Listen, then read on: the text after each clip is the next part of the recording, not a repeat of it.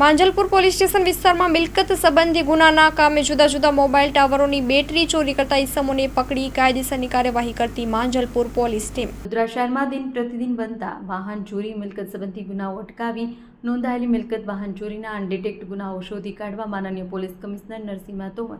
તથા અધિક police commissioner doctor Leena Patil, નાયબ police commissioner Abhishek Gupta, zone 3 મદદનીશ police commissioner Pranav Kataria, F division નાઓની સીધી દોરવણી માર્ગદર્શન હેઠળ માંજલપુર પોલીસ અધિકારીઓ કર્મચારીઓ મિલકત વાહન ચોરીના ગુનામાં શોધી કાઢવા સૂચના કરેલ. પોલીસ ઇન્સ્પેક્ટર એલડી ગમારાની સીધા માર્ગદર્શન દોરવણી હેઠળ માંજલપુર પોલીસ ટીમના માણસોએ મિલકત વાહન ચોરીના ગુનાનો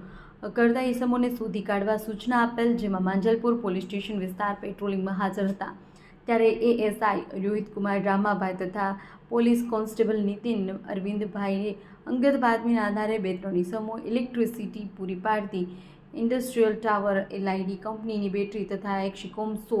AH બેટરીનો અલગ અલગ જગ્યાએથી ચોરી કરેલ બેટરીઓ વેચવા માટે કરતા હોય તે બાતમીના આધારે સુંદરી જગ્યાએ જઈ તપાસ કરતા અલગ અલગ જગ્યાએ 3 ઇસમો ઉપરોક્ત મુદ્દામાલની ટાવર બેટરીઓ સાથે મળી આવતા તેમના વિરુદ્ધ કાયદેસરની કાર્યવાહી હાથ ધરવામાં આવેલ છે.